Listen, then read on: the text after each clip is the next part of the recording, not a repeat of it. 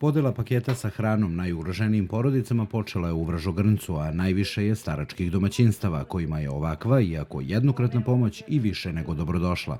Sve je drugo, ali brašno. Nas dvoje ne može pojedemo ovo za mesec.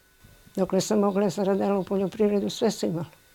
Bile godine kišne pa smo i prodavali, ali sad nema. Ja sam prezadovoljna.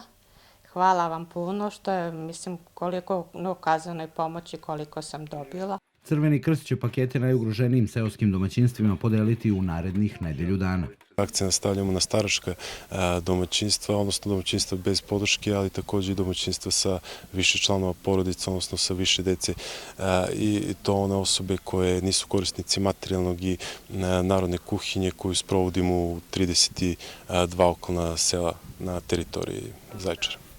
Iz gradske uprave su apelovali na mesne zajednice da što pre dostave spiskove najugroženijih porodica, imajući u vidu da je od 32 sela spiskove dostavilo samo 17 mesnih zajednica, pa su zato i oni izašli na teren da se bolje upoznaju sa situacijom.